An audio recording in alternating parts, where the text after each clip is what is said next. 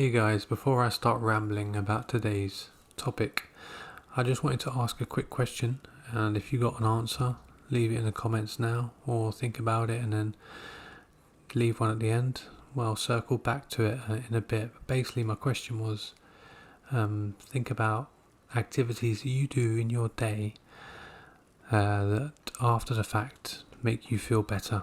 So something that you do that you feel that makes you feel better at the end of it. Keep your answers clean as possible if you could. If not, don't put it in the comments. But yeah, now I want to talk about backlogs. Everyone's got a backlog of some kind. It could be books on your shelf, films you want to watch, TV shows you need to catch up on. You might even have a backlog of people you need to contact. You know, you haven't texted your mate in a while, or you haven't phoned one of your family members. So I feel like in the modern age, everyone's kind of got a backlog that is piling up on them. But I want to talk about video game backlogs because this is a video game channel. And I wrote a comment the other day on a YouTube video, and I wrote, people doom scroll for 2 hours while The Witcher 3 sits in the title screen. And it got a lot of likes, and people seem to kind of be able to relate to it. Yeah, like the doom scrolling thing. I'll come back to that in a minute. But I just wanted to talk about, first of all, gaming backlogs, what they can look like, how they can build up, and maybe ways in which that you can help them. So first of all, if you've got a gaming backlog, you've probably got about a handful of games that you've played maybe half of, 3/4 of, a few hours of, and they're kind of sitting there staring at you. You haven't played them in 8 months, and you can't really face going back into them. You don't really know where you are in the game, or something while you're playing it just turned you off the game and you left it, and I don't know, it's just, there's a bit of a brick wall up in front of you and you can't get over it to get back into these games. And then a new shiny game comes out and you think, oh, that's a fresh start, so I'll start that, I'll play that, and then maybe the same thing happens. Or maybe you've just got a game like The Witcher 3 sitting there in your backlog. It's been there since before Cyberpunk came out. You know, the same devs, they brought out Cyberpunk. It was a dog's dinner. Witcher 3 still sat there. They managed to fix Cyberpunk, so you started playing that. You got halfway through that, or you got towards the end of that. You haven't finished that yet, so that's still in your backlog. Witcher 3 hasn't been started yet. You look up online, how long does Witcher 3 take me to finish? 100 hours. You downloaded that 5-6 years ago, you've got 2 kids now. And you're thinking, I'm never going to get to that. Well, maybe that's true. Then you've got live service games. You've played Destiny 2 for 2,000 hours. You jumped on week in, week out, while they gave you new content, seasonal activities, etc., etc. And you just didn't have time to jump into any of the other games you were meaning to play, all those single player games. So yeah, your backlog's there. It's a few years old. You've got games in there you didn't even know you had. So what do you do about it? Well, the first thing you need to do is accept that you've got a backlog, and one way or another you need to get to the bottom of it. Not necessarily finish every game, but you need to, for your own sake, get your ducks in a row, get yourself in order. My advice is to start one of the games up, the one you're most likely to finish first. If you haven't played it for 8 months, you might not know where you are, as I said, so first 5 or 10 minutes, give it 10 minutes.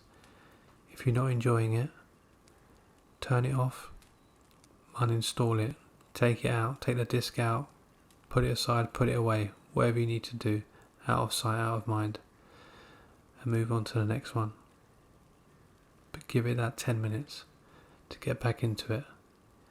If you do get back into it, keep playing, and soon you'll find you're back into the rhythm of the game and you're enjoying it. And then when you save that game that day, just take a minute to make a note of where you were and what you were doing and what your hopes are next in the game, maybe. So maybe you want to go and explore a certain part of the map, or you've got to go and collect something, or whatever kind of game it is, whatever that looks like for that game, do that. So if you end up putting that game down again for a few weeks or a couple of months, you've got that note that tells you what you were doing, rather than thinking, where was I, what was I going to do? So that helps. So you've got a bit of clarity on what to do next. And then once you're into that game, my advice is actually just play that one game. Now, my backlog included recently the Mass Effect collection. I'd never played Mass Effect 1. Now, I bought this collection a few years ago, and it had sat there while I went through other games half-arsed, or I played live service games, etc. And it sat there. And recently, the change I made that got me through Mass Effect was I stopped looking at certain social media platforms. Okay, I deleted Instagram, which I wasn't really using for myself. I was just doom scrolling. I deleted Twitter. I hadn't tweeted for a couple of years on there, and I was just going on there and just getting rage baited and scrolling and doom scrolling. Got rid of those two apps, and I made a habit of trying to game without the phone, even in the room. And I ended up getting through Mass Effect with my schedule, life, work, family commitments. It took me a little while to get through, but I focused on that one game, and I got to the end of it. And you know what? It felt like an achievement at the end. And Mass Effect 2's up next. I might give it a few months. I might have a bit of a rest and come back to some other things. But at the end of the day, I'm really trying to tackle my backlog in that respect. And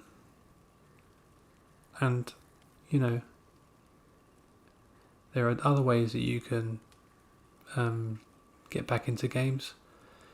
You can go on YouTube and have a look at things, videos to get you hyped up, watch reviews, follow creators that talk about those games.